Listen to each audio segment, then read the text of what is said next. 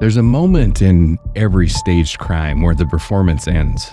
It doesn't happen all at once. It doesn't arrive with a confession or a dramatic reveal. It happens quietly, when the details stop lining up, when the story has to be told one too many times, when evidence refuses to cooperate. In part 1, we watched a lie take shape, a word written in blood, a narrative that pointed outward instead of inward, a story built to redirect attention, buy time, and restore control one last time. And for a while, it worked. Investigators followed the name on the wall. A former boyfriend became the center of gravity. The man who found the body was treated as a witness, not a suspect. But lies don't fail because they're immoral. They fail because they're fragile. Forensics doesn't care who you want blamed. Cell towers don't care what story you rehearsed, and witnesses, especially the ones that you choose yourself, don't always stay quiet. Part 2 is where the illusion collapses. This is the point where timelines are dismantled minute by minute, where expert testimony strips emotion from the equation, where a staged message becomes evidence of intent, not innocence.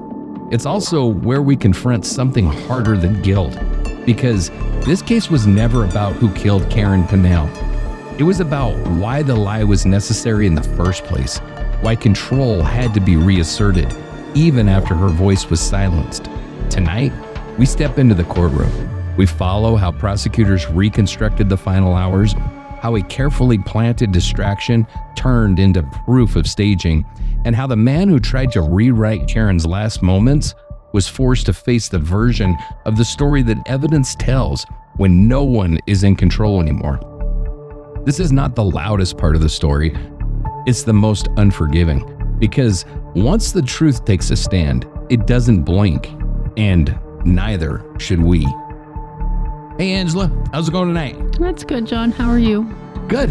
I'm really good. Yeah. Got through the whole holiday chaos and kind of back into normality, which I always really like. It's a little bittersweet. Yeah, I know that you have like this. Yeah. I miss the magic. There needs to be something magical in January, February, March. It's just I read it once that it's just a cold gray bucket of suck, and it kind of is. Well, let's see what we can do about making some magic this month, next month. Make some magic. All right. So, well, anyway, I'm glad you're here. I'm glad you're back at it. So welcome back, listeners, to Dark Dialogue, the podcast where we examine the cases that haunt small towns and big cities alike. I'm your host, John. And I'm your co-host, Angela. And together we unravel the shadows of the human mind, looking at how ordinary lives intersect with violence, control, and truth. This is part 2 of our investigation into the murder of Karen Pannell. In part 1, we explored Karen's life, the discovery of her body, and a crime scene that seemed to explain itself. A name written in blood that pointed investigators in the wrong direction. Tonight, we follow what happens when the story stops holding up. This episode isn't about shock value, it's about process. About how timelines, forensic evidence, and testimonies slowly dismantle a narrative that was designed to distract. Cases like this matter because they show how easily appearances can be manipulated and how difficult it can be to regain the truth once that happens. Before we dive in, take a second to support the show in the simplest way possible. If you're listening or watching right now, please like, share, subscribe, and leave a review. Give us a thumbs up and hit that bell. Follow the show, whatever your platform allows. Those small actions help this episode reach more people and keep stories like Karen's from fading away. They really do matter. Engagement tells the platforms that this kind of work deserves to be seen and heard. This episode includes discussions of domestic violence, homicide, and courtroom testimony. Please take care of yourselves while listening. All right, so let's jump into part 2. Sure thing. So before we step into the courtroom, it's important to ground ourselves in where this investigation stood at the end of part 1. Karen Pannell was found stabbed to death inside her Oldsmar home in October of 2003. Near her body, written in blood on the kitchen wall, was a single word: ROC, rock. At first glance, it appeared to be a dying declaration, a final attempt to identify the person responsible. The message immediately shaped the direction of the investigation. Rock was the name of Karen's former boyfriend. Their relationship had been volatile, marked by arguments and prior police involvement. On paper, the name fit perfectly. History fit. Motive appeared to fit. And in those first hours, the crime scene seemed to be pointed outward, away from the person who had discovered her body. That person was Timothy Permenter. Tim was Karen's on-again, off-again boyfriend at the time of her death. He was the one who entered the home that morning.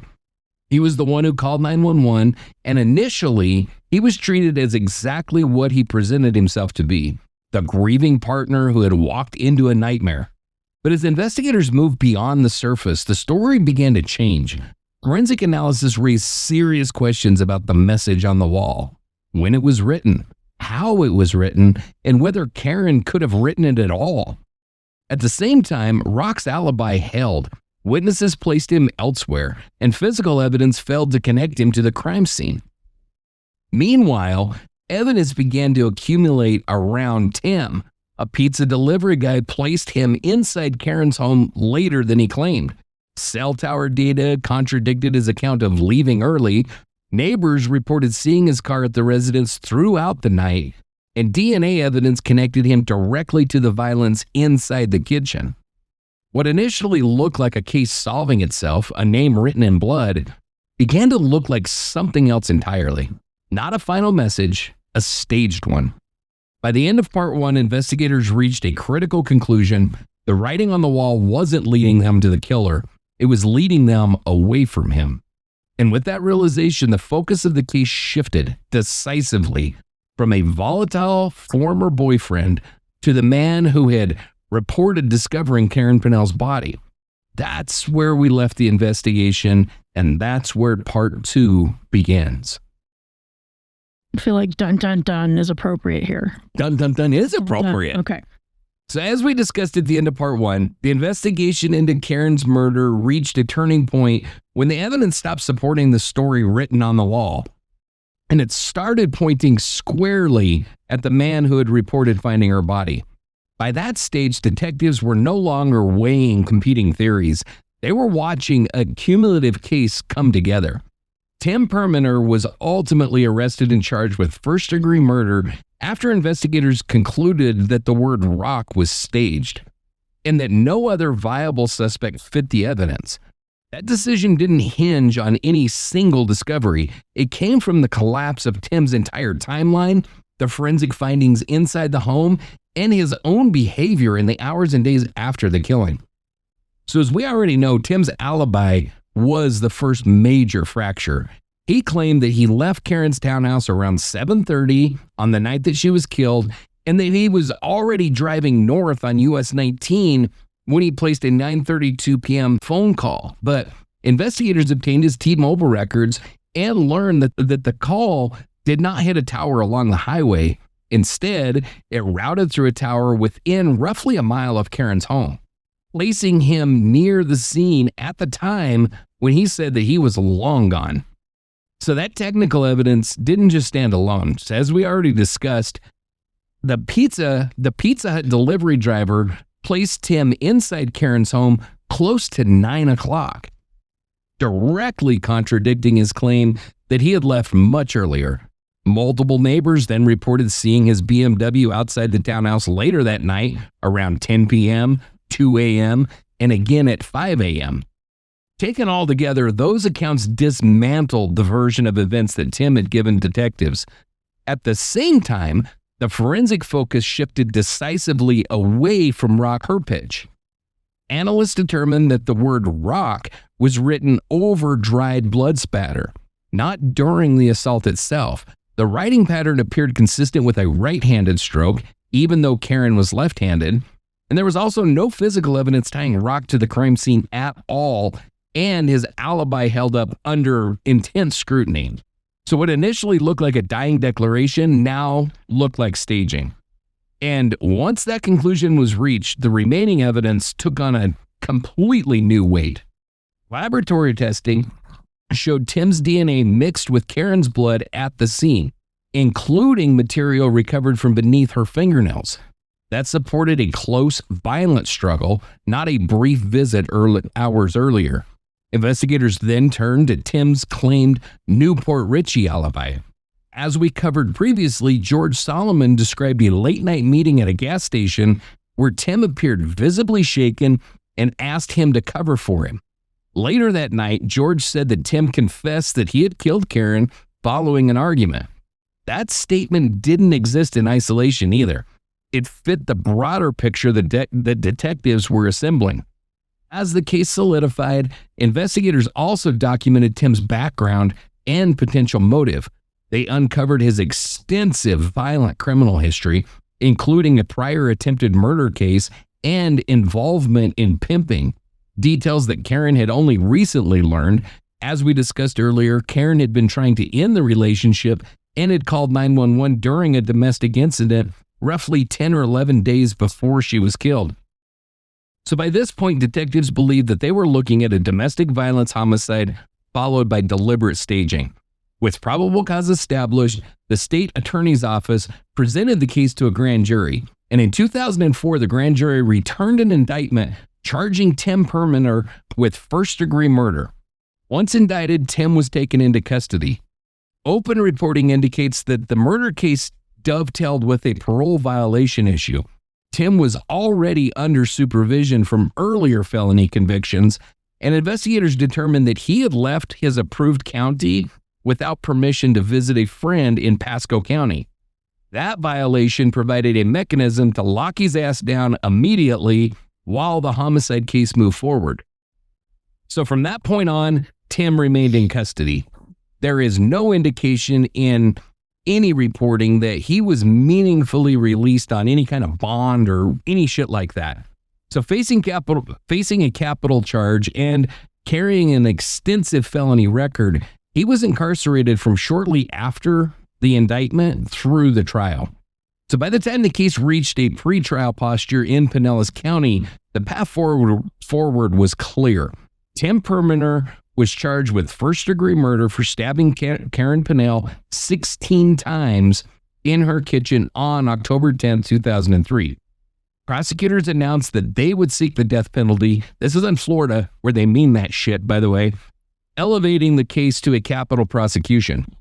And with that, the investigation phase ended.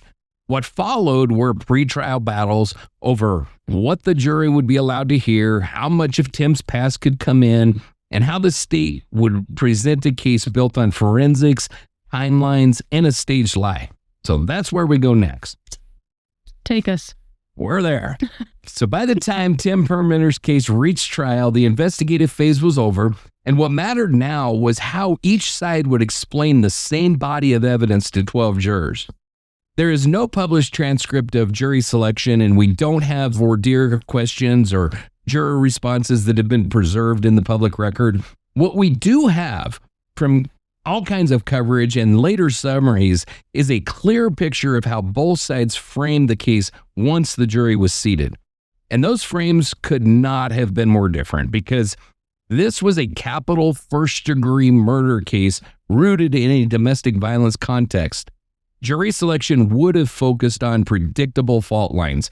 Prosecutors needed jurors who could accept that an intimate partner can kill over control and rejection, not just greed, strangers, or random violence. The defense, meanwhile, needed jurors who were wary of assuming guilt simply because the defendant was a boyfriend. That tension carried straight into opening statements. Once the jury was sworn, the state's case was presented as a staged domestic homicide, not a mystery, but a reconstruction. As we've already discussed, prosecutors built their theory from timelines, forensics, and behavior, arguing that Karen's attempt to leave the relationship triggered a violent response followed by deliberate misdirection. The prosecution emphasized escalation. Karen had recently learned about Tim's violent past. She was trying to end the relationship. She'd called 911 roughly 10 or 11 days before her death. At the same time, as the state highlighted, she was forward-looking, buying a new car, making plans, living independently. not unraveling or spiraling. From the state's perspective, this wasn't chaos, it was controlled slipping. Central to that framing was the stage scene theory that we discussed in part 1. Prosecutors told jurors they would hear expert testimony showing that Karen was likely incapacitated almost immediately, that she could not have stood and written on the wall, and that the word rock was written later over dried blood spatter in a right-handed stroke inconsistent with left-handed Karen. The message, the state argued, wasn't a dying declaration, it was a frame job. They then tied that staging directly to the timeline evidence. Jurors were told to expect testimony from the Pizza Hut delivery driver, cell tower experts, neighbors, and George Solomon, all pointing to Tim remaining at or near the villa during the critical hours, despite his claim that he had left early. As the prosecution framed it, Tim's shifting explanations about when he left and where he made the 9:32 p.m. phone call weren't innocent mistakes. They were consciousness of guilt. The defense approached the same evidence from the opposite direction. Rather than offering a competing narrative of who killed Karen, defense counsel focused on reasonable doubt and the dangers of a circumstantial case built around a defendant jurors might already dislike because he's a piece of shit. They reminded the jury that no murder weapon was ever recovered and that no one witnessed the stabbing itself. Much of the state's case, the defense argued, rested on interpretation, blood patterns, phone records, and expert opinions that could be debated. On the rock message, the defense counsel emphasized that no one actually saw the writing happen. They warned jurors against over-reliance on pattern analysis and suggested that alternative explanations, including confusion or unknown dynamics of the struggle, had been conclusively ruled out. With the cell tower evidence, the defense previewed challenges to how far signals can travel and how towers overlap, arguing that a call routing through a nearby tower did not, by itself, prove Tim was inside Karen's home at the moment of the killing. They also signaled an attack on George Solomon's credibility, pointing out that the alleged confession was unrecorded, disclosed later, and came from a witness whose own motives and timing could be questioned. Across openings and testimony, the defense urged jurors to see Tim as flawed, but not proven guilty. An imperfect boyfriend, yes, whose inconsistent memories were being recast as lies by a prosecution determined to make the evidence fit a single theory. In short, the jury was presented with two fundamentally different lenses. The state told them that this was an intimate partner murder disguised as something else, a frame job exposed by science and timelines. The defense told them that this was a circumstantial case built on interpretation, suspicion, and dislike, not proof beyond a reasonable doubt. And from that point forward, every witness, every expert, and every exhibit would be measured against those two competing stories. That's the terrain the jury was asked to navigate. So next, we move from framing to proof, witness by witness, starting with how the state established its timeline inside Karen Pannell's final hours. As we discussed earlier, one of the state's central claims was that the message written on the wall was staged. The medical examiner's testimony was critical to that argument because it addressed a simple but decisive question: what Karen Pannell's body could and could not physically do after the attack began. So at trial and in later summaries of the case, the medical examiner described Karen's injuries in detail. The findings were consistent across accounts and left little ambiguity about the severity of the assault. Karen was stabbed 16 times. Damn. The wounds were clustered primarily in the back and upper chest and neck area, a pattern consistent with sustained, close-range attack rather than a single impulsive strike. A later post-conviction opinion noted that 4 of those stab wounds were independently fatal, meaning any one of them on its own could have caused her death. One injury in particular shaped the medical conclusions. The medical examiner identified a deep stab wound to Karen's back that partially severed her spinal cord. Forensic summaries later described the damage as extensive, in the range of near total disruption, which means pretty much severed the spinal cord. Mm-hmm.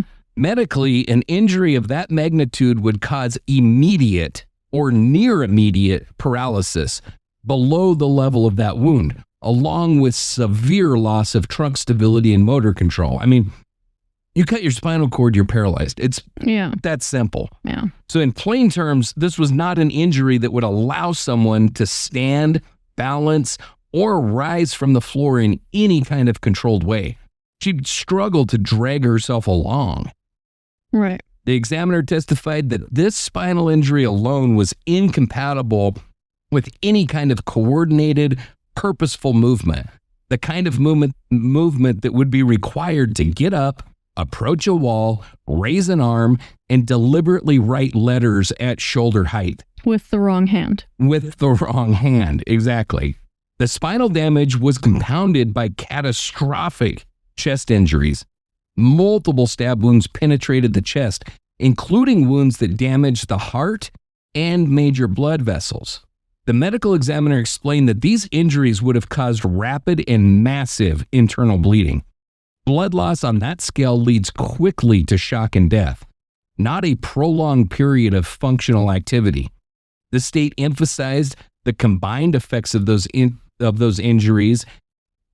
Even if Karen had remained conscious briefly after the initial attack, the combination of the spinal cord disruption and the rapid blood loss would have stripped her of the strength, the coordination, and the stability that would be needed for any kind of deliberate action. Physical and mental. Absolutely. I mean, honestly, if she'd had a phone in her hand with these injuries, she probably could not have dialed 911. Yeah. I mean, that's how severe these injuries are. And I'm not saying anything everybody doesn't know. Like, you take a knife wound to the heart, you're done. Like, It's almost instantaneous. And, you sever the spinal cord, it is instant paralyzed. It's over, like right now. So this simply was not a scenario involving minutes of mobility and decision-making abilities. It was a rapid psychological collapse. The likely sequence of the attack reinforced that conclusion. As summarized in all of the coverage that I've seen of this show, the medical and scene evidence supported an initial incapacitating stab from behind, followed by additional stabbing as Karen was either collapsing or already on the floor. Defensive wounds described across her body indicated that she fought at first, but once the spinal and chest injuries occurred, meaningful resistance and any kind of purposeful movement would have ended almost instantaneously. Right. The medical timeline also aligned with the blood evidence that we discussed earlier. Experts testified that the blood spatter already present on the wall would have taken roughly 20 minutes to dry. The word rock was written over those dried specks, not through wet blood. So that meant that the writing was added well after the main assault. The medical examiner was clear on the implication. Given the extent of Karen's spinal injuries and the severity of her internal bleeding, she could not have remained mobile and coordinated for that length of time. I mean, she couldn't have remained alive for that length of time. Lazarus. Right, yeah. This was not a victim who was going to be able to dip in her own blood and write on a wall. It just isn't going to happen. The mechanics simply don't work. A spinal injury that effectively transects most of the cord destroys motor and sensory pathways below that injury. Even limited arm movement above that level would have been compromised by extreme pain, blood loss, and cardiovascular collapse. Large, smooth, continuous strokes like those seen in the letters on the wall were medically implausible, if not totally impossible, under those conditions. So one additional detail, while more often discussed in the blood pattern testimony, dovetailed with the medical conclusions. As we already know, Karen was exclusively left-handed, yet her left hand did not show the kind of smeared or dragged blood one would expect, as if it had been used repeatedly to write on a wall. The absence was consistent with the medical examiner's conclusion that she was not physically capable of performing the act at all. So by the time the medical testimony concluded, the state had done more than argue that the writing was unlikely. They had presented a physiological impossibility.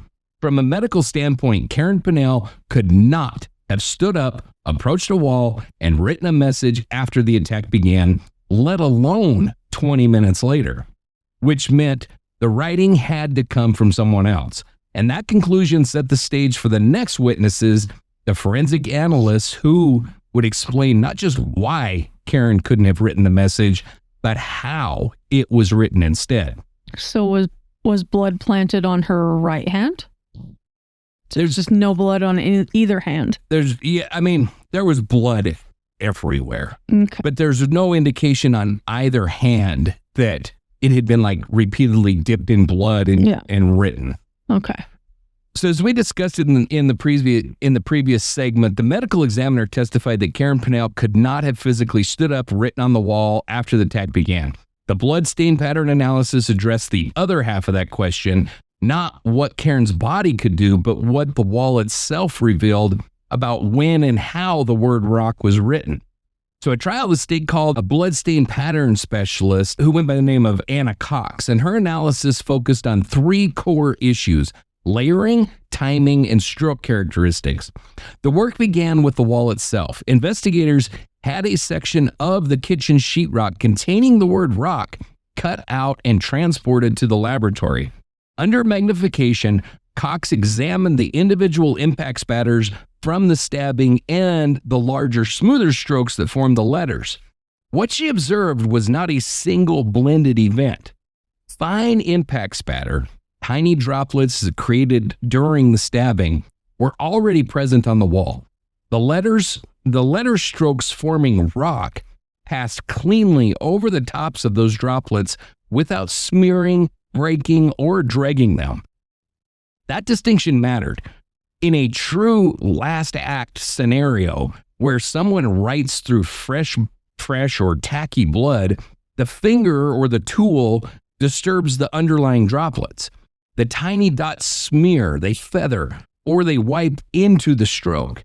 Here, the droplets remained intact beneath a separate continuous layer of blood. The only way that can happen is if the blood spatter has already dried. To determine how long that drying would take, Cox conducted controlled experiments. She recreated similar impact spatter on test panels in the lab and attempted to write over it at various time intervals using blood-coated fingers and tools. When she tried too early, while the spatter was still wet or tacky, the droplets smeared. They broke apart. The patterns changed. It wasn't until roughly 20 minutes had passed that the spatter remained intact when a blood-coated finger passed over it. So from those experiments, Cox concluded there was a minimum gap of about 20 minutes between the assault that created the spatter and the writing of rock. As we already know, that timing aligned directly with the medical examiner's testimony that Karen would have been paralyzed and rapidly dying during that window. Not upright, not mobile, not coordinated. Or conscious. And honestly, probably not alive. She'd probably bled out very quickly. So the analysts then turned to how the letters themselves were formed.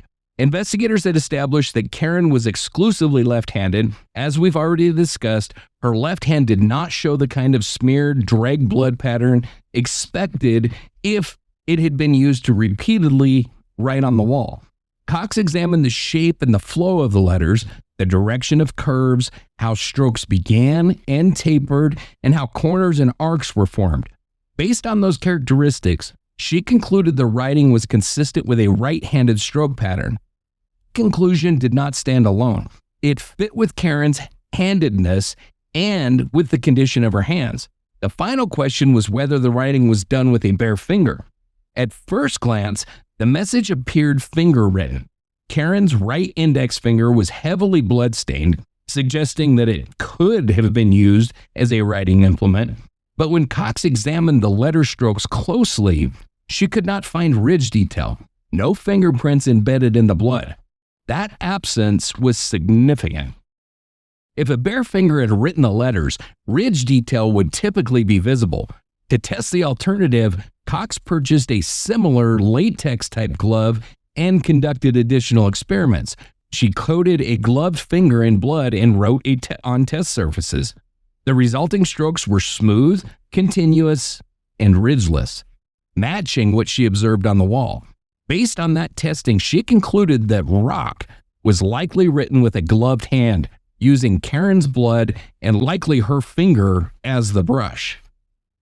Taken together, the bloodstain analysis painted a coherent picture. The letters were written over fully dried spatter. They were added at least 20 minutes after the attack. They were formed with right-handed strokes. They were made with a gloved hand. And they were created at a point when, medically, Karen could not have been standing, coordinated, or alive in any meaningful way.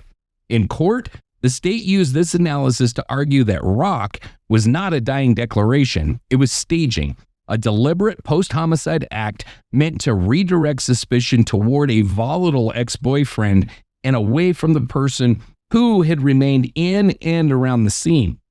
And with the bloodstain evidence laid out, the focus of the trial shifted from the wall to the timeline and to the witnesses who placed Tim Perminer exactly where he said he wasn't.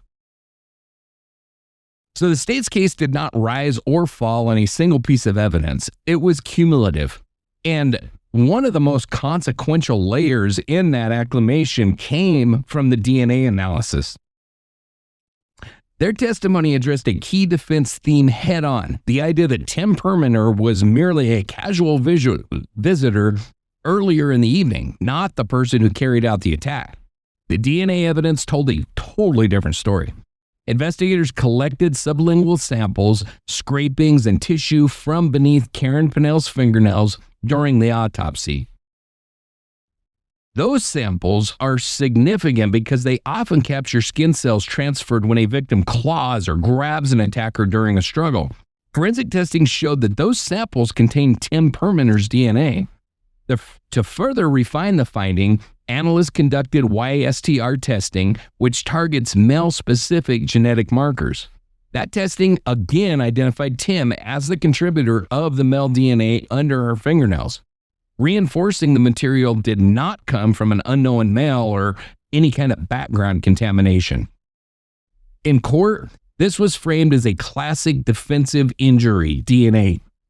Karen fought back, and in doing so, she took her attacker's skin with her.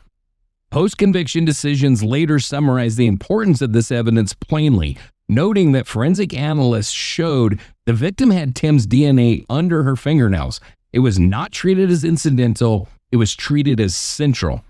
The DNA findings did not stop there. Laboratory work on bloody items from the kitchen showed Tim's DNA mixed with Karen's blood in samples taken from all over the scene. That kind of mixture matters because it ties a person into the bloodletting event itself, not just into the home at some earlier unrelated time.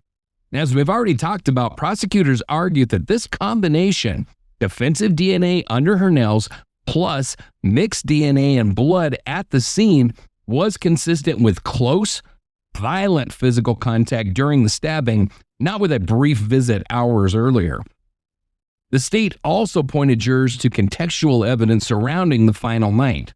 Tim's fingerprints and biological material were found on items associated with that evening, including the pizza box and beer containers, which contradicted his shifting account of when he'd left the home.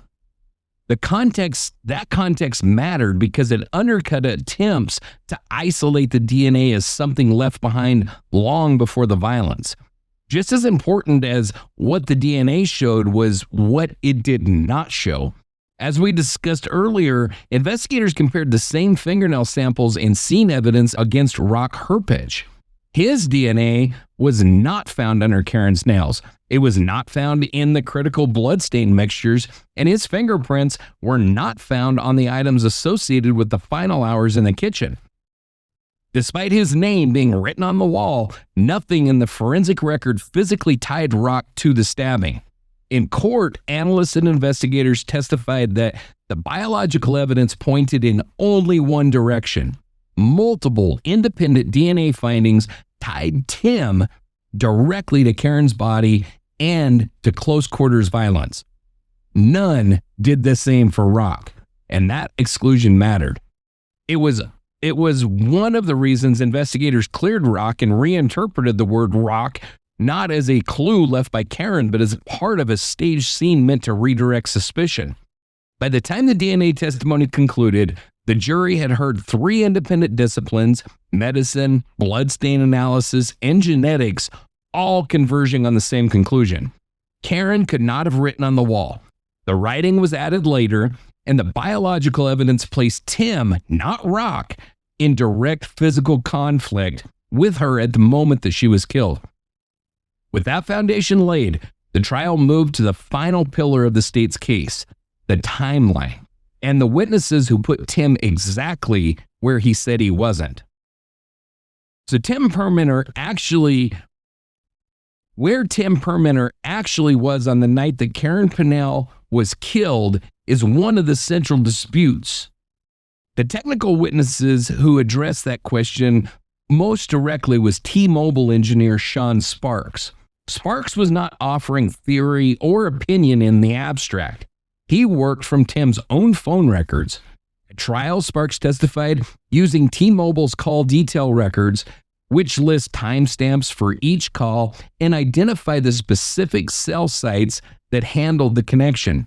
And I'm like in this freaking world of cellular technology right now for a case that I'm working on. So I've learned that not only does it tell you like what tower it connected to, but it tells you like which sector of which tower, which sectors face in certain directions. So, I mean, it can really, and the case I'm working on was 2G technology. This was probably 2G as well, which isn't as great as it is now. But like this 5G shit, it's like, yeah, you are like right here. Right here. So anyway, so those records allowed him to place individual calls onto a physical map, not as a GPS pinpoint, but as a relationship between a phone and the network infrastructure that served it.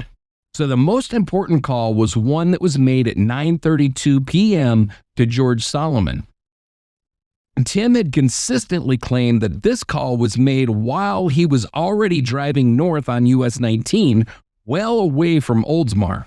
Sparks walked the jury through why the records did not support this claim. Using tower maps, Sparks identified the cell site that handled the 9:32 p.m. call.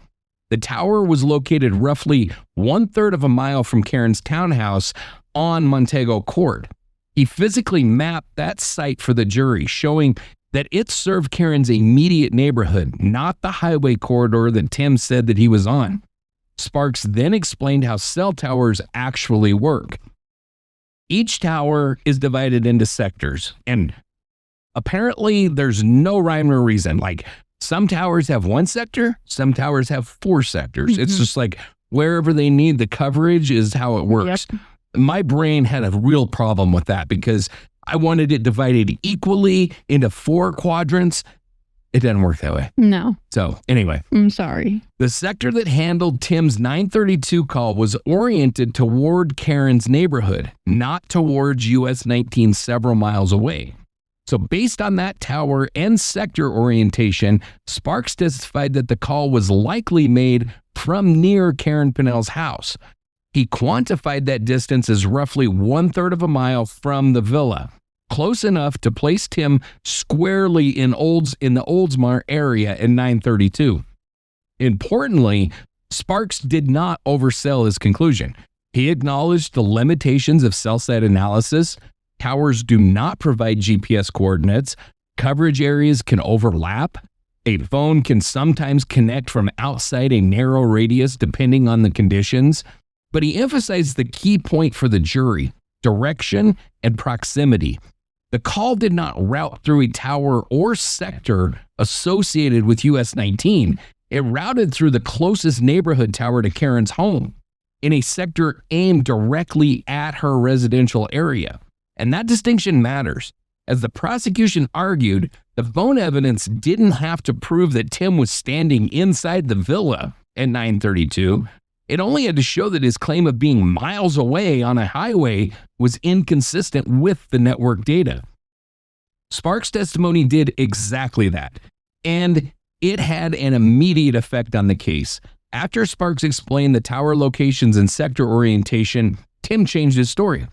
On the stand, he conceded that the 9:32 call was not made from US 19 after all, but instead as he was leaving Karen's home. Conveniently. Yeah, and that shift mattered to the jury. Prosecutors used Sparks' maps and explanations to argue that Tim's alibi wasn't just mistaken, it was built on false geography. The phone records placed him essentially at the scene at 9:32, dovetailing with the Pizza Hut driver's placement of him at the house close to 9, and with neighbors who reported seeing his BMW at the townhouse later that night. Standing alone, cell tower data can feel abstract. In this case, it wasn't standing alone. It fit cleanly into a timeline that the state said Tim kept trying to outrun, and he couldn't. And with the technical evidence laid out, the jury turned next to the people who lived on Montego Court and what they saw as the night unfolded. So what ultimately mattered was how multiple strands of evidence came together: technical data, eyewitness accounts, and physical artifacts, who all were aligned into a single coherent timeline. So at trial, there was no separate law enforcement timeline analysis that was called to the stand. Instead, the work of tying everything together fell to the lead investigators from the Pannell County Sheriff's Office, working in tandem with the technical testimony from the T-Mobile engineer Sean Sparks. So Sparks provided the engineering layer: which tower handled which call, which sector was involved, and what that meant spatially.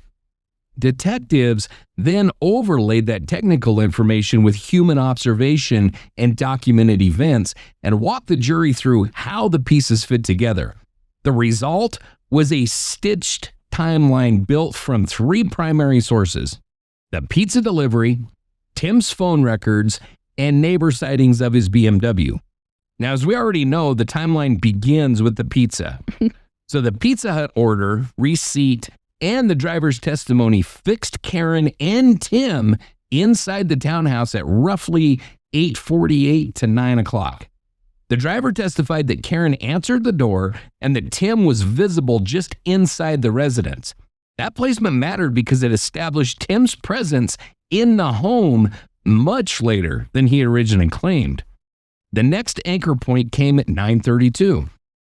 As we've already talked about, Tim placed a call to George Solomon at 9:32. Sean Sparks testified that that call hit a tower located roughly 1/3 of a mile from Karen's Montego Court address.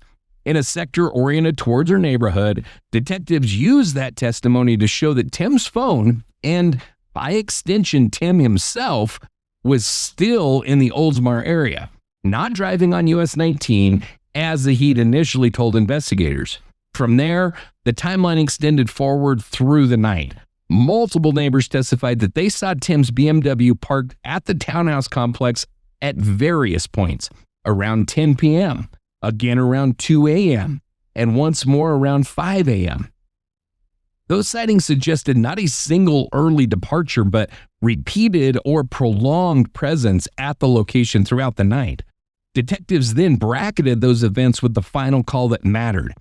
At approximately 10:30 a.m. on Saturday, Tim called 911 and reported that he had, quote, found Karen dead in her home. That call marked the outer end of the window and framed his discovery narrative against everything the jury had already heard about the previous night. Presented together, the sequence looked like this: pizza delivered just before 9 p.m., with Tim present in the home. At 9:32, phone call placed from near Karen's neighborhood. A BMW seen at the complex late into the night and early morning hours, and a 911 call the next day reporting the body. There was no mystery about how this was shown to the jury.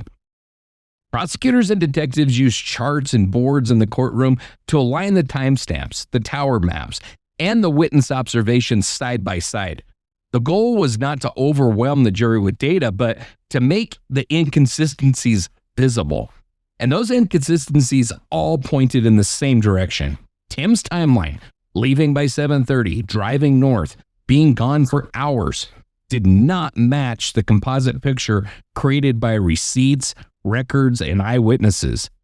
That mattered not because any one piece proved guilt, but because all of them told the same story. In later post-conviction review, federal courts explicitly noted that the jury heard evidence about inconsistencies between the timeline that Tim gave law enforcement and where cellular records placed him, confirming that this composite, law enforcement-driven timeline was a central part of the state's proof. So by the time the timeline evidence concluded, the jury wasn't being asked to choose between competing guesses. They were being shown how independent sources, human, technical, and physical, all converged on the same window of time. And with that framework in place, the trial moved to the witness who, according to the state, tied that timeline to intent and staging, George Solomon. After days of expert testimony about blood, DNA, and cell towers, the jury heard from a civilian witness whose role in the case was almost mundane, and precisely because of that, powerful. And that was the Pizza Hut driver. So as we've already talked about, one of the state's challenges was anchoring a complex forensic and technical case to something simple and human. The delivery did exactly that. At trial, the driver was identified as Richard Davis, a Pizza Hut employee who delivered an order to 2030 Montego Court on the night of October 10, 2003. Davis testified that when he arrived, Karen Pannell answered the door. They spoke casually in the doorway for several minutes, the kind of brief, ordinary interaction that usually fades from memory. But during that exchange, Davis could see Tim Permenter inside the home. And that detail mattered. It placed him physically in the house at the same time that Karen was alive and interacting normally with someone outside of the household. And it directly contradicted his repeated claim that he had left the home by about 7:30 and did not return. Davis recalled Tim scowling at him from inside the residence. Prosecutors used that observation not as proof of guilt, but as context, suggesting irritation or possessiveness rather than a relaxed, friendly visit. The timing of the delivery was critical. In appellate opinions and news summaries, Davis consistently placed the delivery at, quote, around 9 p.m. The prosecution locked that estimate down by pairing his testimony with Pizza Hut store records and the delivery receipt, which fixed the order and delivery window between approximately 8:48 and 9 o'clock. And that window came well after the 7:30 departure time that Tim initially gave detectives. A federal habeas decision later summarized the importance of this testimony directly, noting that Davis testified that he had seen Tim inside the victim's home when he delivered the pizza around 9 p.m., evidence that totally contradicted Tim's account of having already left. Defense counsel did what defense counsel is expected to do. They focused on the usual pressure points. How many deliveries did Davis make that night? Whether he could be confusing one stop with another stop, and how confident he really was about the time and about Tim's presence inside the home. And those questions mattered. If Davis was wrong about the time or mistaken about who he saw, then Tim's 7:30 narrative might still hold. But Davis's account didn't stand alone. His memory was anchored by independent business records, ticket time, delivery address, and store logs, which gave his estimate objective support rather than relying solely on recollection years later. And this wasn't just any delivery. It became memorable precisely because it was later identified as Karen's last known normal interaction, and because police returned to Davis after the murder to ask detailed questions about that specific night at that specific address. When appellate courts later reviewed the case, they treated Davis's testimony as solid enough to cite alongside the cell tower evidence and George Solomon's account as key contradictions to Tim's version of events. And that matters.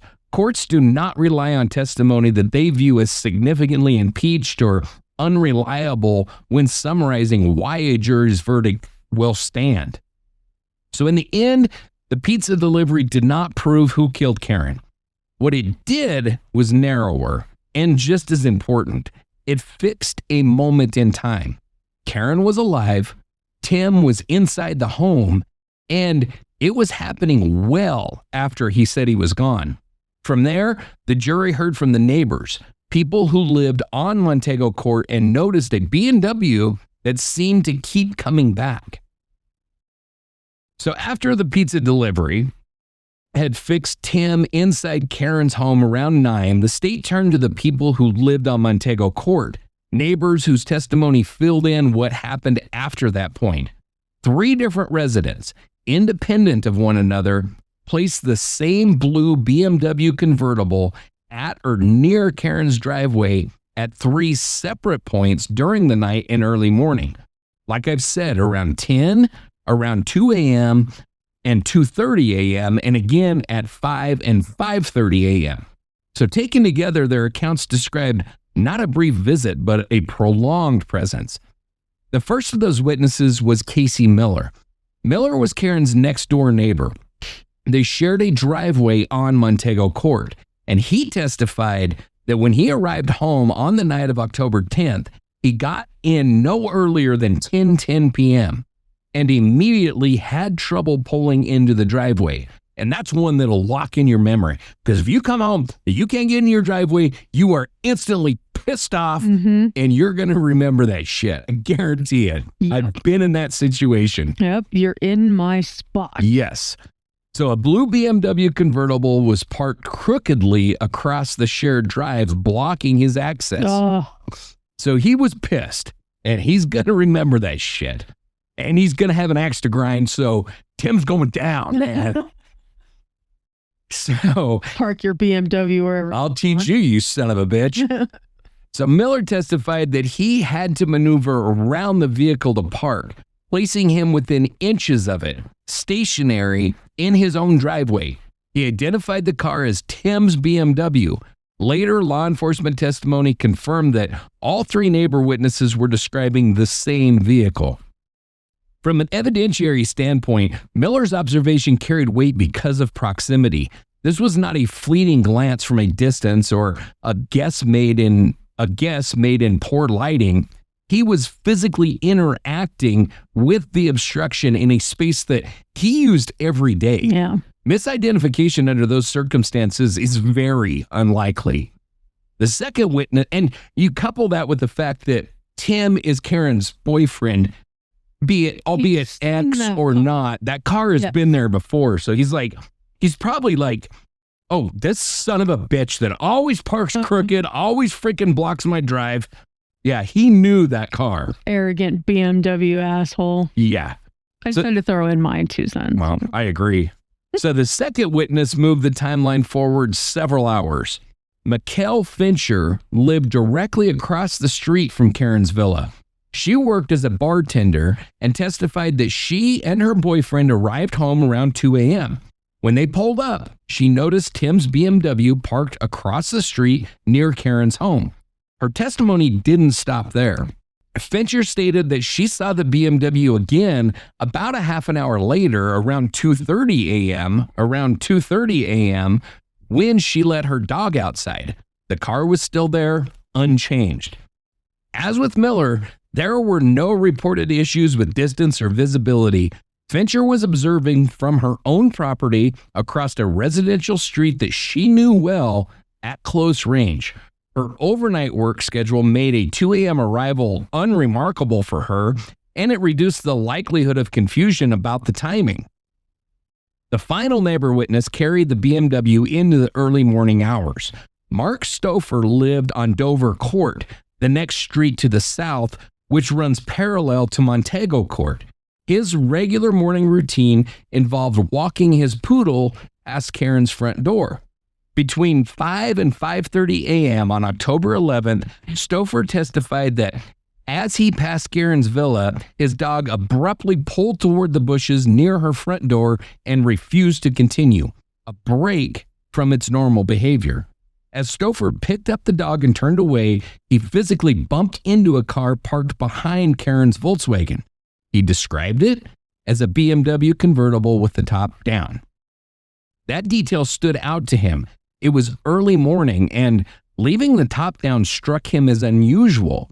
Like Miller, Stouffer was not identifying a car from a distance. He made physical contact with it and then observed it closely enough to note the model and the open top. Although it was pre-dawn, it was not pitch black. Street and exterior lights were present, and nothing in the reporting suggests lighting or distance issues that would undermine any kind of identification. So when viewed individually, each of these sightings might seem modest, but together they form a sequence. Miller anchored the BMW at the driveway around 10 o'clock. Fincher placed it there again at 2 and at 2:30, and Stouffer encountered it still there around dawn, parked behind Karen's car. There were minor variations in exact times, the normal range that you would expect from human witnesses recalling different moments of the same night, but there were no material conflicts in substance. The accounts reinforced one another rather than competing. All three witnesses described the same distinctive vehicle. All three placed it at or immediately adjacent to Karen's home, and all three observations contradicted Tim's claim that he left around 7:30 and did not return until late the next morning. In the post-conviction review, federal courts specifically noted that the jury heard this eyewitness vehicle evidence, independent of phone records, as part of the proof that Tim's timeline didn't hold up. And that matters because even without cell phone tower maps or forensic charts, the neighbors told a simple story. A blue BMW that should not have been there kept showing up, hour after hour, outside a home where a woman lay dead inside. And with the civilian witnesses accounted for, the trial turned to the one non-expert witness the state said connected the timeline to intent. That was George Solomon. And I just got to say that with these eyewitnesses, it's not as though they were like out at a bar one night or something. They were in their neighborhood going through their normal routines. And that makes a huge difference because, dog owners, typically you're getting up at the same time, you're walking your dog, everything's the same. And so when something happens that's outside of that normal, it sticks with you. Yeah. And, dogs are amazing. A dog sensing something's not right in that house, it doesn't surprise me at all. And honestly, the dog probably speaks more to me than all eyewitnesses together. It's like, I trust that dog. He knows. So up to this point, the state's case has been built from science, timelines, and observations. What it still needed was a window into Tim Perminer's state of mind, something that connected the physical evidence to intent. And that connection came through George Solomon. George testified that on the night that Karen Pannell was killed, he was in Newport Richey at the home of his girlfriend, Vicky Speakman. He told the jury that he received a call from Tim around 10:30 p.m., not because George had invited him over, but because Tim said that he needed to talk in person. They agreed to meet at a gas station nearby. When Tim arrived, George testified that his demeanor immediately stood out. He described Tim as, quote, shaky, very shaky. He wasn't calm. He was not relaxed. He was visibly agitated and upset. George told the jury that he tried to keep Tim calm and suggested that if he needed time to think, he could follow him back to the house. But before that happened, the conversation turned to something else, an alibi. George testified that Tim asked him to help explain where he had been that night, to say that he had been with George longer than he actually had been. In other words, to help construct a version of events that placed Tim away from Oldsmar during the critical window. Prosecutors framed that request as consciousness of guilt. Tim understood he needed distance from the scene, and he was asking a friend to help him manufacture it. Then, according to George, Tim confessed. On the stand, George testified that Tim told him directly that he had killed Karen. He said Tim explained that there'd been an argument tied in George's account to Tim having quit his job and that he had used a knife. Most significantly, George testified that Tim told him that he had used Karen's finger to write the name of her ex-boyfriend on the wall, to write Rock in blood. George also told the jury that the confession didn't end at the gas station. He testified that Tim followed him back to Vicky's house and that on the enclosed front porch, Tim repeated the admission, again stating that he had killed Karen. Vicky Speakman's testimony was more limited. She confirmed that she had not invited Tim over and that she barely knew him, contradicting Tim's suggestion that he had been welcomed to Newport Richey as part of a friendly visit. She told the courts that she did not listen in on the private porch conversation between George and Tim and therefore did not hear a confession herself. Her role was contextual, not corroborative, or not corroborative of the exact words. During cross-examination, defense counsel pressed that point. They suggested that if Vicky denied any porch confession, it would directly contradict George. George responded bluntly that if she said there was no such confession, she would be lying, underscoring his insistence that the encounter occurred just as he described it.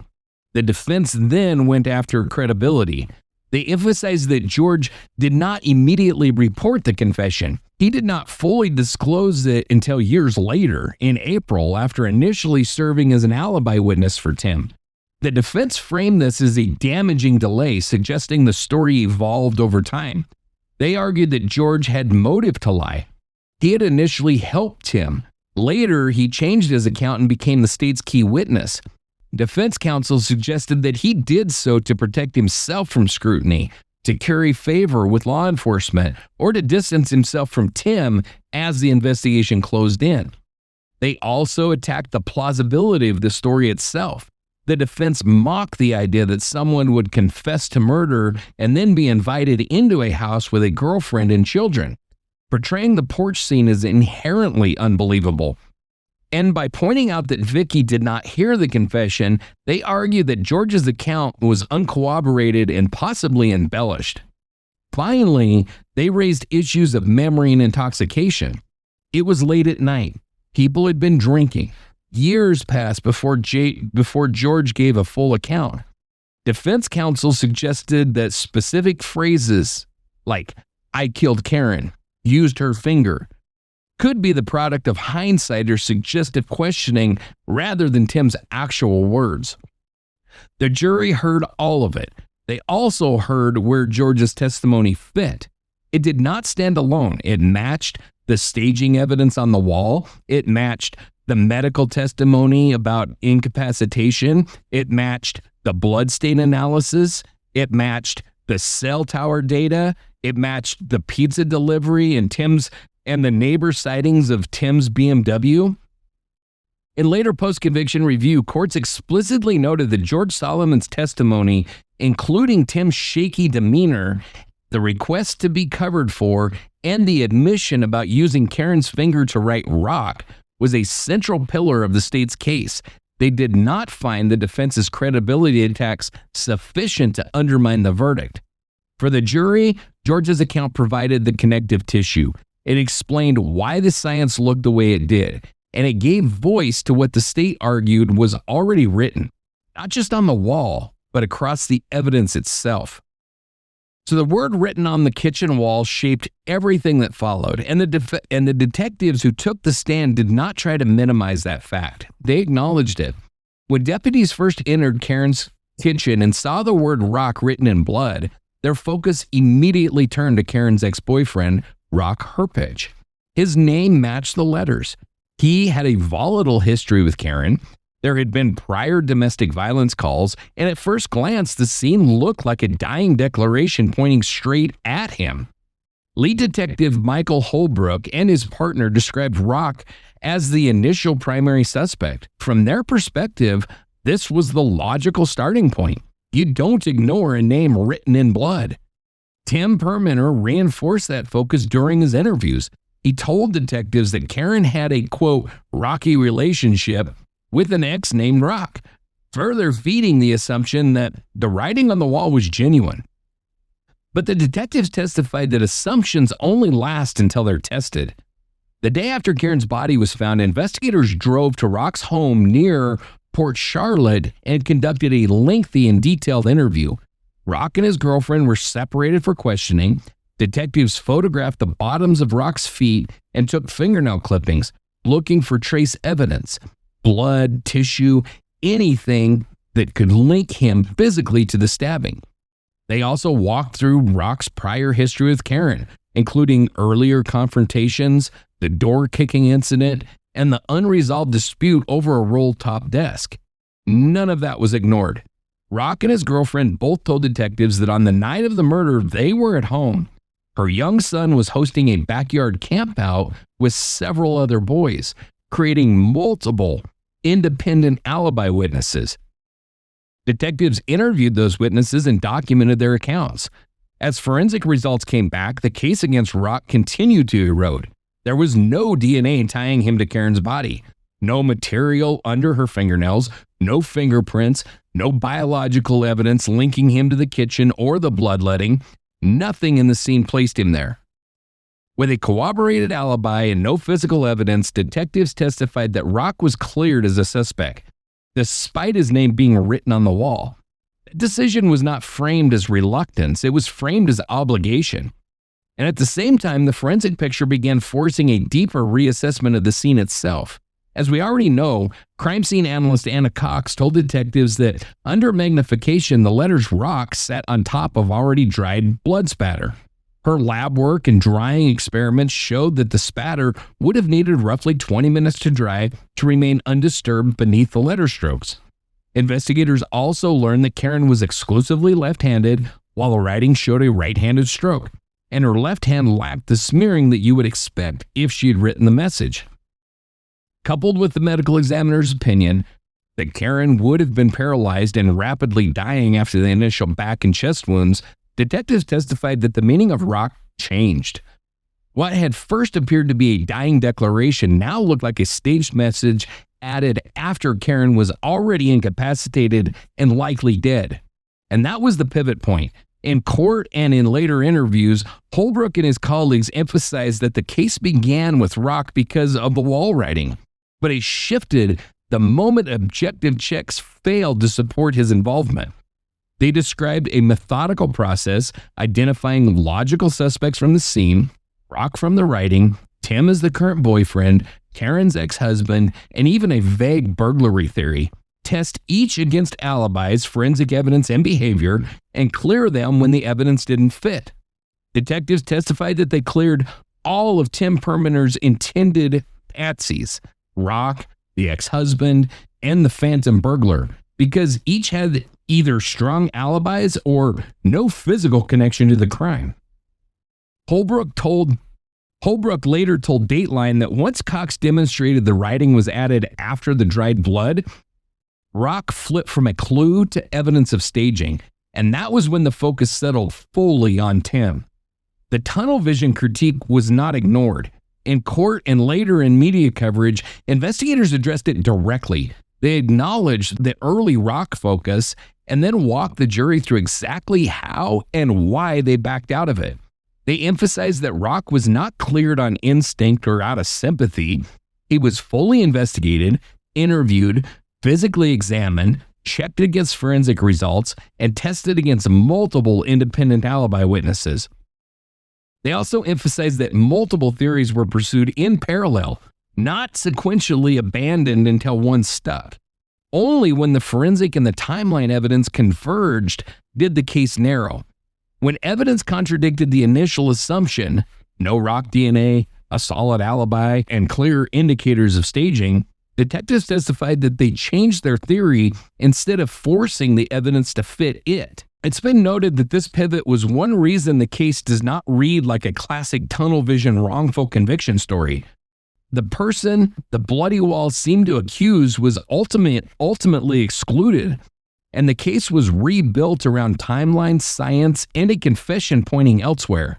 By the time the detectives finished their testimony, the jury had been shown not just who investigators believe killed Karen, but how they got there.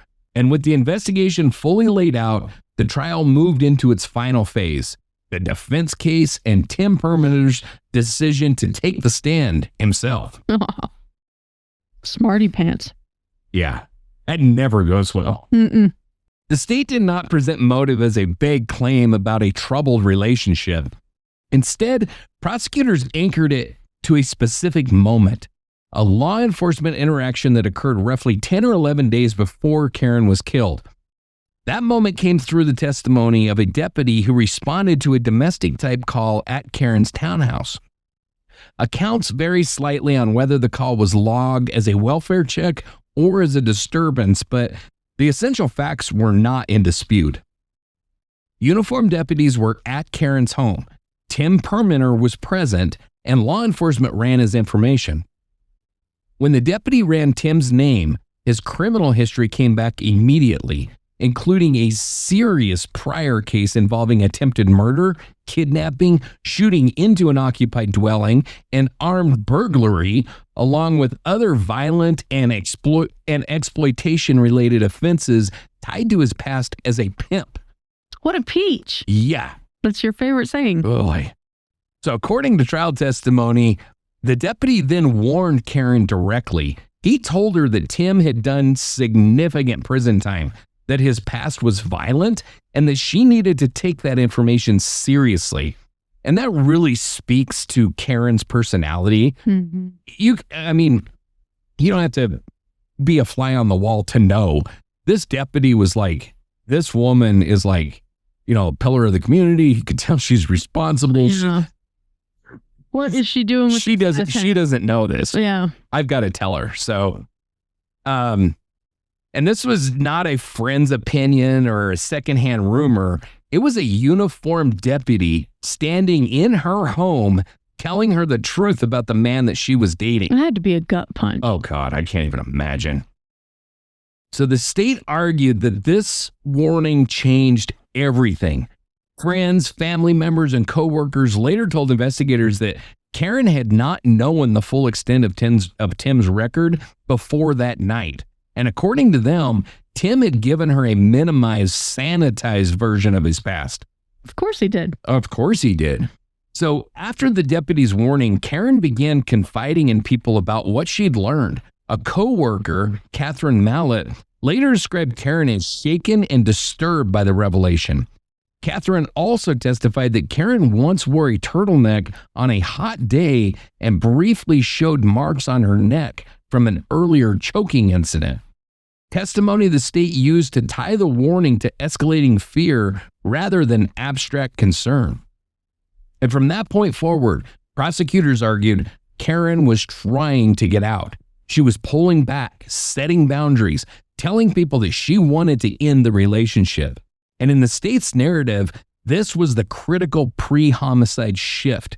The moment Karen gained clarity about who Tim really was, and the moment his control began to slip.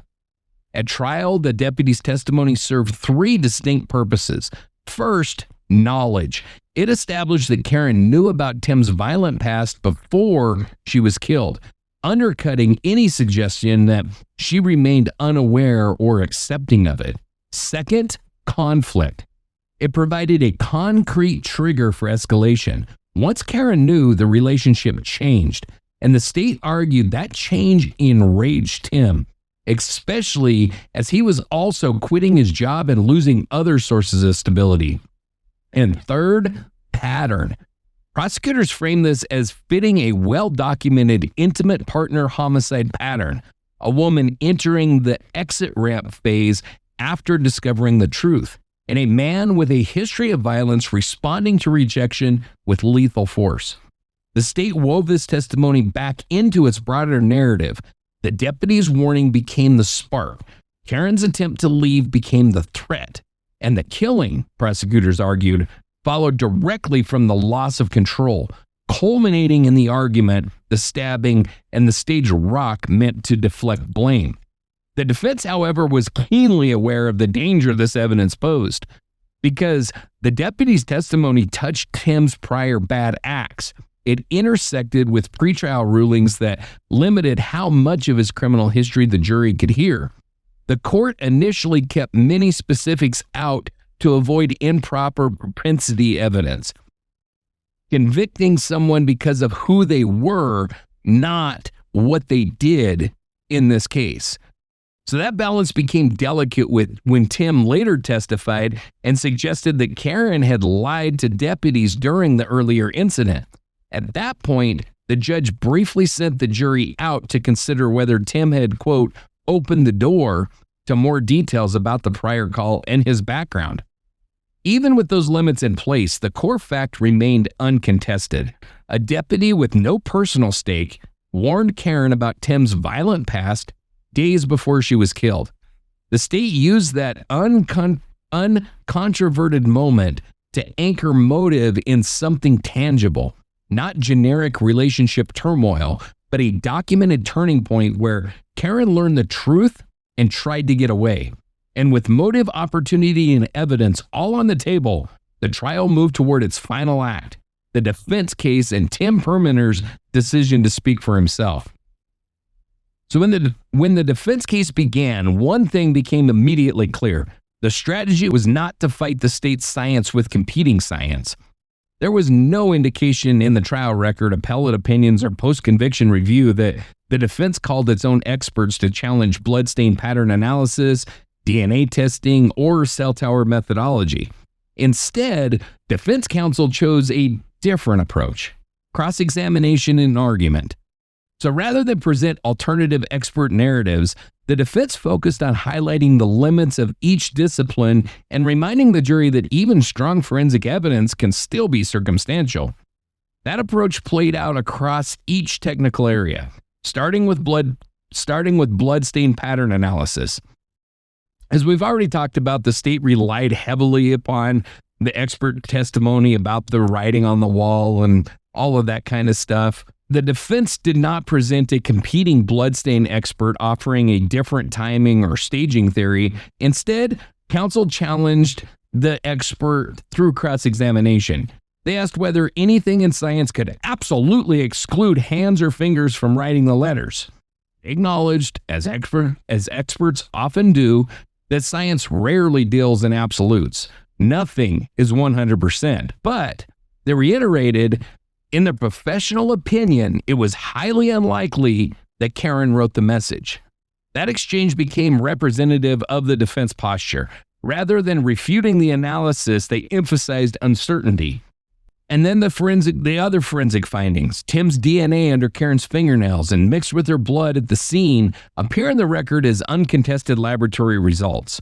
Nothing indicate that the defense offered any sort of DNA experts or anything like that, and instead they argued just an innocent transfer of DNA. They suggested that the DNA could have been deposited any time under her fingernails. So, and then the approach to the cell tower evidence followed the exact same template. They cross-examined the expert Sparks about range, overlap, precision. They emphasized cell site analysis could not provide GPS coordinates and that coverage areas can extend beyond a single street. But again, they did not present a competing expert. They just tried to tear the experts apart. Yeah, like.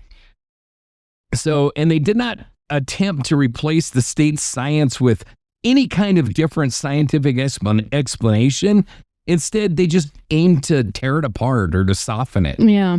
They questioned interpretation. They highlighted limitations. They offered alternative, non-criminal explanations for incriminating results. And they returned repeatedly to the idea that the case, even with expert testimony, remained only circumstantial. No murder weapon, no eyewitness, no video. The defense asked the jury to accept the possibility that Even if experts were correct in their methods, the conclusions drawn from those methods did not rise to proof beyond a reasonable doubt. The strategy set the stage for the most important defense witness of all, Emmy Boy himself, and for the final arguments about whether uncertainty was enough to overcome the weight of evidence. So one thing the defense did not do in this case was present a fully formed alternative theory of how Karen died. There was no formal rough sex defense. There was no detailed unknown assailant narrative, and there was no competing reconstruction of the crime scene offered through defense experts. Instead, the defense strategy worked on the margins by introducing doubt through timing, interpretation, unanswered questions, and asking jurors to decide whether those doubts were reasonable in light of the evidence. Who in the world is getting stabbed 16 times in a rough sex defense? Right? Yeah, I know. I need to know. Yeah. Who's getting stabbed once? Because I need to know that too. Well, ironically enough, there is a case of course, where these two gay guys, part of their sexual practices was to stab each other with like forks and shit. And apparently, like a pain thing? Yeah. Okay. And like the one guy got carried away and the other guy bled out. And yikes. So it's a thing. I mean, I don't know about the stabbing through the spinal cord part, but yeah, it is apparently a thing where people they stab each other with forks, like kitchen forks, not like the cooking forks, but like, right. Yeah, you could see these prong marks all over this guy's chest from this sexual experience with his lover. And then he ended up killing his lover. So I don't know, this whole other story. Okay. But to answer your question, it's a thing. I'm kind of sorry I asked. Not 100% sorry I asked.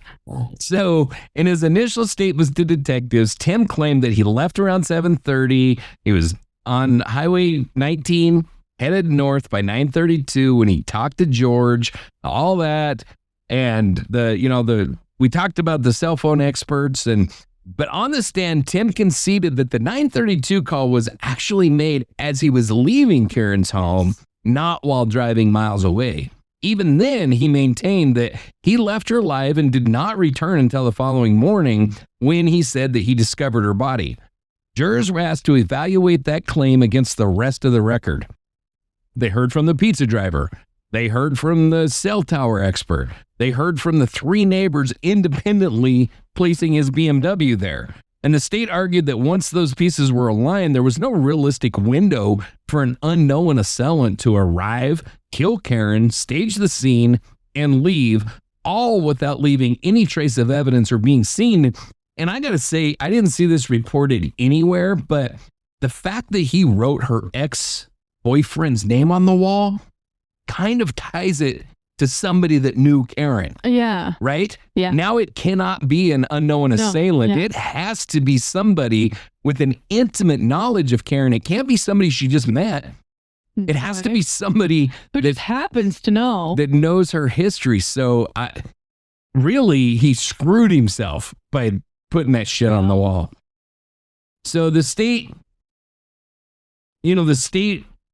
was tying the forensics to the medical findings, the 16 stab wounds, the defensive injuries, the near transection of the spinal cord, multiple independently fatal chest wounds. And they argued that while a consensual act might explain trace DNA in some cases, it could not explain the pattern, the volume, and the placement of injuries here, nor could it account for defensive DNA under the fingernails in the context of a sustained stabbing. And as for alternative suspects, the defense could not seriously resurrect Rock Herpage as a viable killer. His alibi was solid. There was no Rock DNA, no fingerprints. Rock didn't do it. Rock didn't do it. Even so, defense counsel worked to keep the idea of someone else alive, an unidentified intruder, investigative tunnel vision, or an incomplete reconstruction without committing to any one alternative explanation. The prosecution obviously countered that. I mean, the evidence is freaking clear. So Dipshit's decision to take the stand was the defense's last and most consequential move. So by the time he testified, the state had already built a tight forensic and timeline case around him. His testimony was not about offering a new explanation of what happened inside the home. It was about trying to explain away the contradictions, especially the timeline and the alleged confession, and asking jurors to see those problems as human error rather than evidence of guilt. So he testified, obviously, that he did not kill Karen. He told jurors they argued that he left her alive and that he returned the next morning and found her body. He flatly denied ever confessing to George Solomon. He denied saying, "I killed Karen," and he denied admitting to using her finger to write rock on the wall. In his telling, the gas station meeting in Newport Richey never involved a confession at all.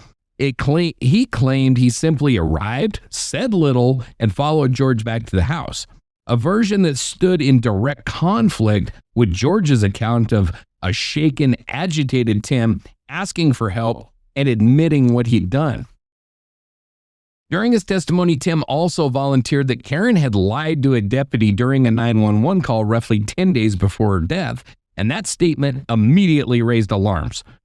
So like I said before, the judge sent the jury out while prosecutors argued that Tim had opened the door to the details of his prior domestic incident and to the aspects of his criminal history that had been kept from the jury. And after discussion, the state agreed not to introduce the full 911 call content, but the moment mattered. It allowed prosecutors later to argue that Tim was attacking Karen's credibility in open court when she could no longer answer back. On the timeline, the most damaging part of the state's case, Tim conceded ground. He admitted that he had been wrong about when he'd left Karen's house. I mean, I said 7:30. It was really it's 2 o'clock the next morning. So he had left by 7:30 and made the 9:32 call to George while driving on US 19. That was all incorrect. It was just a mistake. And instead, he told jurors that he believed the 9:32 call was made as he was leaving Karen's home. When pressed by prosecutor Bill Lawfrey on whether being wrong about times made him a murderer, Tim tried to flip the logic back on the state. Does that make me a murderer? He framed his errors as innocent imprecision, not deception. He also tried to explain inconsistencies in his earlier descriptions of the scene, including saying that Karen might have been, quote, shot or stabbed, even as prosecutors highlighted that some of the details that he claimed to have observed were not visible from where he said that he stood when he found her. The confrontation peaked when Lawfrey reminded the jury that Karen was not alive to defend herself against Tim's claims about her honesty. Quote, "You know better than anyone else in this courtroom that Karen is not here to defend herself," he said, and then he put the accusation directly to Tim. Quote, "You shut her mouth on October 10th, didn't you?" Tim answered, "No, sir, I did not." That denial, delivered face-to-face, became the fulcrum of the case. Jurors were left to decide whether they believed him or if they believed the evidence that stacked against him. In closing arguments, the state returned to consistency, not in Tim's story, but in the evidence.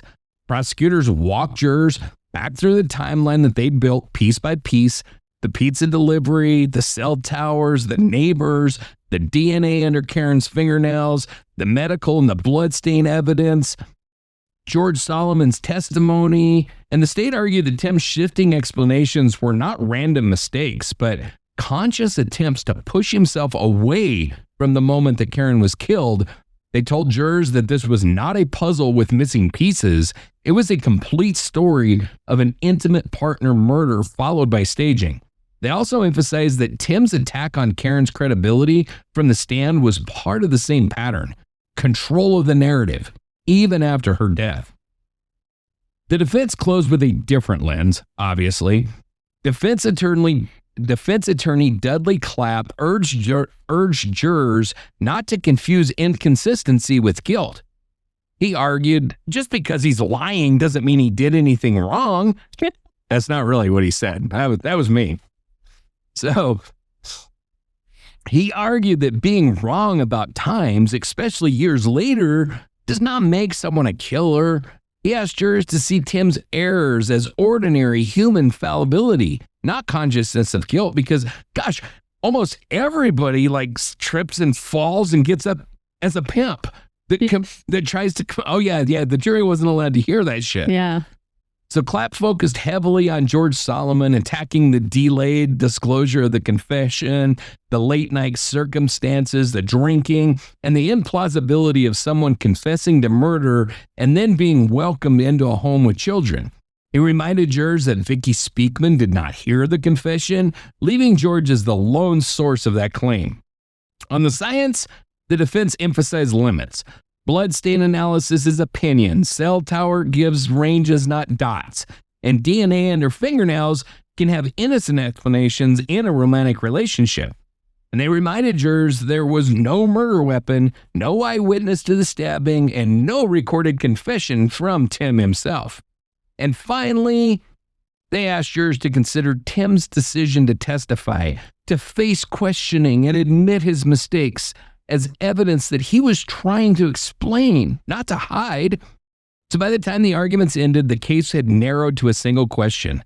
Was Tim Perlmutter's explanations enough to create reasonable doubt? Or did they simply show a man trying and failing to talk his way out of a forensic and timeline box that he had built for himself? That question was left to the jury.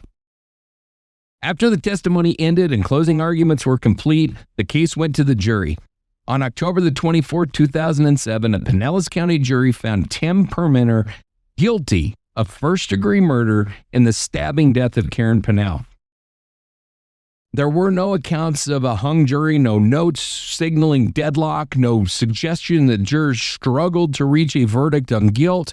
After roughly a week-long trial, the jury convicted him outright. The conviction encompassed premeditated first-degree murder, with the state having argued aggravating factors based on the nature of the attack itself. 16 stab wounds, a prolonged and brutal assault, and the deliberate staging of the crime scene afterward. The case then moved into the penalty phase. At sentencing, the jury heard additional evidence, including mitigation presented by the defense. A forensic psychologist testified that Tim was under extreme emotional disturbances at the time, and that his ability to conform his conduct to the law was substantially impaired. He just couldn't follow the law. I just can't do what's right. That's what happens when pimps lose their job. So the state countered with the brutality of the crime and the calculated nature of what followed it. After hearing that evidence, you couldn't see yourself just No, I could not see myself. So after hearing that evidence, the jury voted 7-5 to recommend the death penalty. Now, under Florida law at the time, that recommendation was advisory. It was not binding. Circuit Judge R. Timothy Peters ultimately rejected the death recommendation and sentenced Tim Perlmutter to life in prison without the possibility of parole. In imposing that sentence, the court still accepted the state's characterization of the crime as especially cruel and deliberate. The number and the placement of the stab wounds, the slow, violent nature of Karen's death, the fact that Rock was written in blood as a staged effort to frame another man. The judge weighed those aggravating factors against mitigation, including the mental health bullshit and Tim's background as a pimp, and concluded that life without parole was the appropriate sentence. Tim would die in prison, but without the state seeking to carry out the death sentence. During sentencing, Karen's family spoke. Her stepmother, Yvonne Pannell, and her brother, Mike Pannell, described the pain of learning how Karen died and sitting through days of graphic testimony about her final moments. Yvonne told reporters that whatever sentence Tim received, he would never experience what he'd put Karen through. A quiet evening in her home turning into a violent death on her kitchen floor. Mike spoke about the emotional cost of the trial, saying the family had to balance reliving the worst night of Karen's life with preserving who she was beyond the crime, her independence, her kindness, and the life that she'd been building. Those statements anchored the case back to its center, a real person whose life ended violently, not just a file of forensic exhibits. After sentencing, obviously, Tim appealed. Surprise, surprise. On direct appeal to Florida's 2nd District Court of Appeal, he argued that the evidence was insufficient to support first-degree murder. The trial court should have granted a judgment of acquittal, that a mistrial should have been declared after a brief reference to his past criminal history, which he made, and the court erred in denying a continuance when defense counsel became ill. The appellate court rejected those arguments and affirmed the conviction and life sentence. Tim then sought federal habeas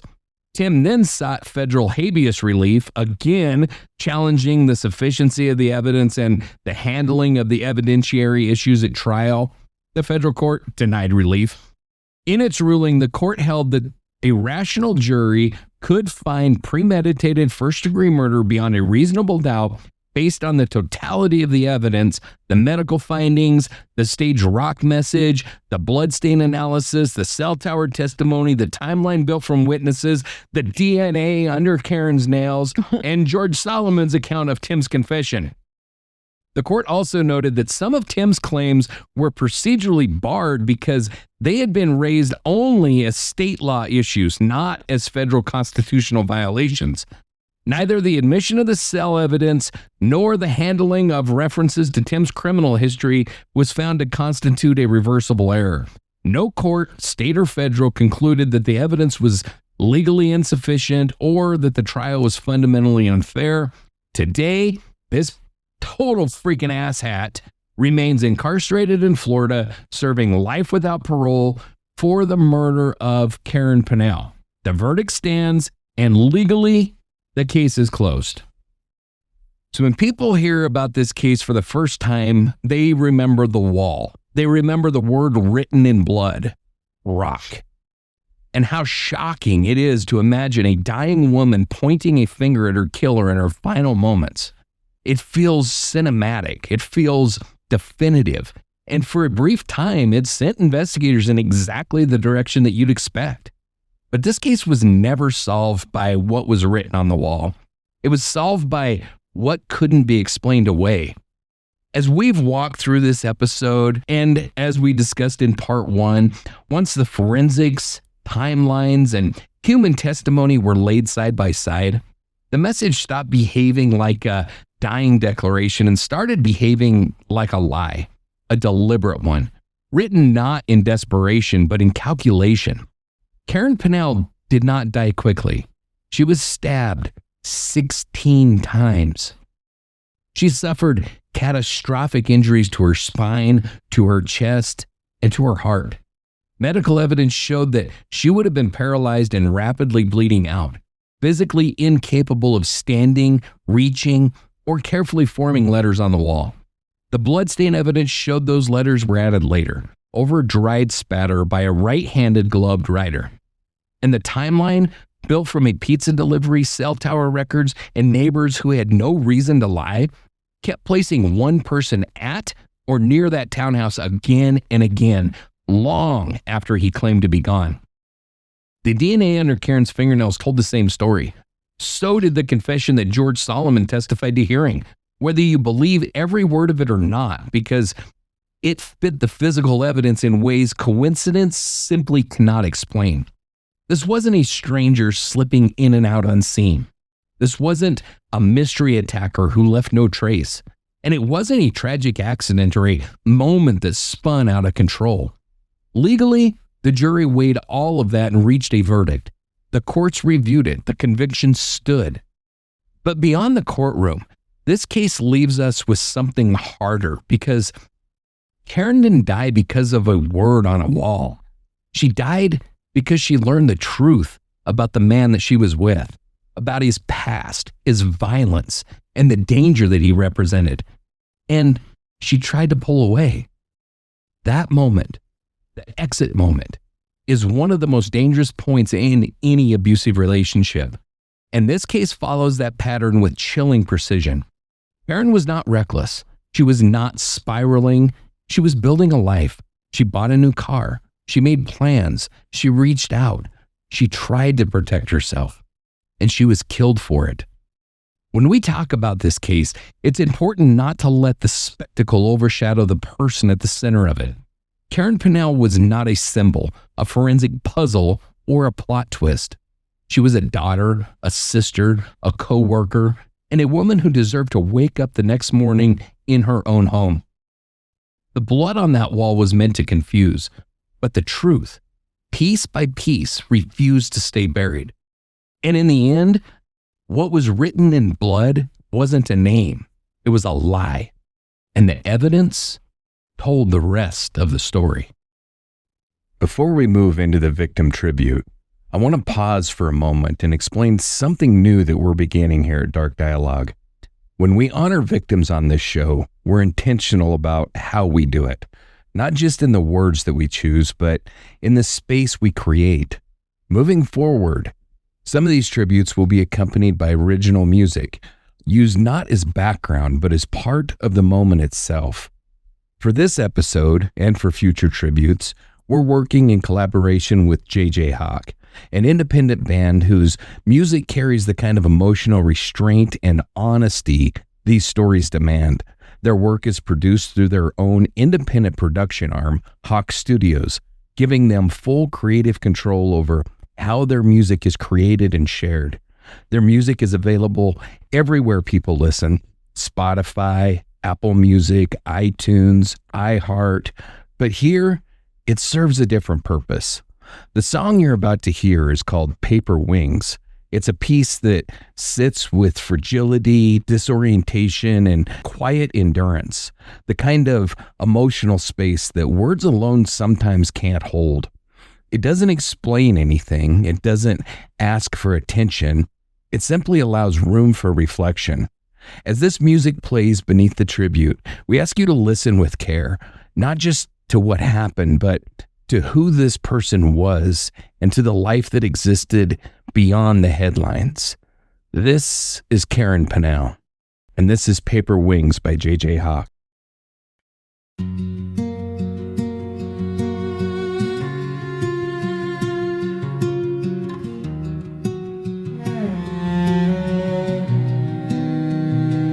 You trace the lines where dreams unfold, a quiet flame in the Before we end this episode, we need to come back to Karen, not to the crime scene, not to the courtroom, and not to the word written in blood that so many people fixate on when they first hear about this case. We need to come back to the woman who lived in that space before violence ever entered it. Karen Pannell was 39 years old. She was not drifting, and she was not lost. She was not unraveling. By every account from friends, family, and coworkers, she was grounded, the kind of person who showed up, who kept her life moving forward, and who took responsibility for her own future. She worked, she planned, she cared about the people around her. She wasn't looking for chaos, and she wasn't inviting danger. She was doing what so many people do in midlife, reassessing relationships, making adjustments, and choosing what and who no longer fit. In part one, we talked about Karen's life before October 10th, 2003, about her routines, her independence, and the way that she navigated the world. And in this episode, we've spent a lot of time on evidence, testimony, and timelines. But none of that explains who Karen was when she woke up that morning. She was someone who believed that she had time. Time to make changes. Time to draw boundaries. Time to walk away from something that no longer felt right. When Karen learned the truth about the man that she was dating, not rumors, not vague warning, but confirmed information from law enforcement, she did not ignore it. She didn't rationalize it away. She didn't convince herself that love or loyalty required silence. She listened. That moment matters because it cuts directly against one of the most persistent and damaging myths surrounding intimate partner violence. That victims somehow failed to act, failed to see the danger, or failed to protect themselves. Karen acted. She absorbed new information. She talked to people that she trusted. She began pulling back. She was in the process of leaving, emotionally and practically. And that process is one of the most dangerous phases in an abusive relationship. That is not speculation. That is pattern. And Karen's story fits it with devastating precision. What happened to her was not the result of carelessness or bad judgment. It was the result of someone else refusing to let go of control. Her family was left to pick up what violence shattered. They had to endure a trial that dissected Karen's final moments in graphic and clinical terms.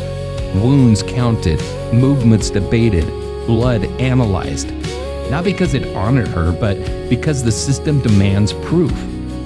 And through that process, they did what families in these cases are forced to do. Hold on to the memory of who Karen was while listening to strangers describe how she died. Her stepmother and her brother spoke not about anger, but about loss, about the horror of knowing Karen spent her final moments alone, in fear and in pain, and the impossibility of reconciling a life built over decades with a death that came in minutes. They wanted Karen remembered not as evidence, but as a person. That's what we owe her here. Karen was not defined by a single night. She was defined by years of relationships, work, laughter, plans, and quiet moments that never make it into police reports. She was someone who deserved to be safe in her own home, not just in theory, but in reality. She deserved the chance to finish the life that she was actively building. When we tell this story, especially one so visually striking and emotionally charged, we have to resist the pull of spectacle. The bloodstain analysis, the staged message, the courtroom drama, those details matter, but they are not the point. Karen is the point. She is not a cautionary tale. She is not a forensic puzzle. She is not a name written on a wall. She was a woman who trusted, learned, reassessed, and tried to protect herself. And remembering her that way, clearly, honestly, and without distortion, is one of the few things that we can still give to her. Karen Pannell mattered, her life mattered, and her story deserves to be told with care.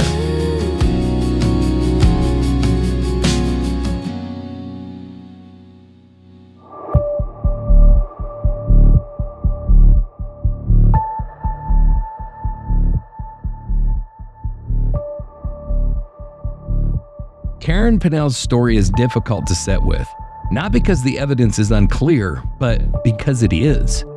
This is one of those cases where the truth doesn't arrive all at once. It arrives piece by piece through forensics, timelines, and human behavior that refuses to line up with innocence. What makes it harder is knowing that Karen did what so many people are told to do. She paid attention. She asked questions. She tried to step away from something that felt wrong. And that moment, the moment of clarity and separation, is often the most dangerous. If there's anything this case asks of us as listeners, it's to take intimate partner violence seriously before it reaches a courtroom. To listen when someone says they're afraid, and to understand that control doesn't always look loud. Sometimes it looks calm right up until it isn't. And cases like this also remind us why it's so important to keep telling these stories carefully. Not for shock value, not for spectacle, but so victims like Karen aren't reduced to headlines or forensic details. She was a real person with a full life, and that deserves to be remembered. Not just how she died, but how she lived and what she was trying to protect when she made the choices she did.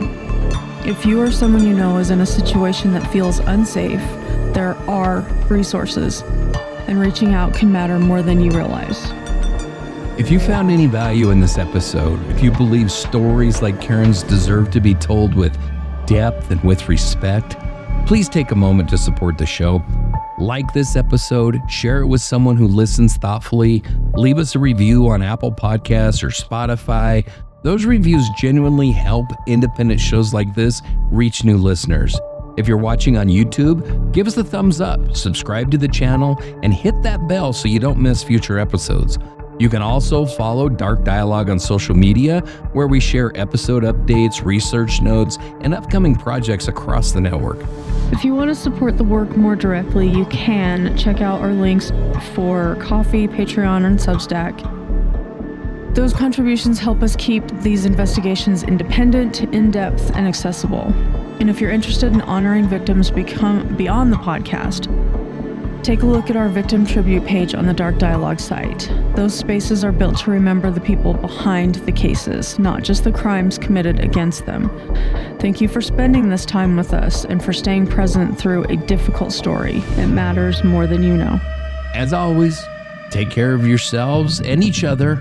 And until next time, keep the dialogue alive.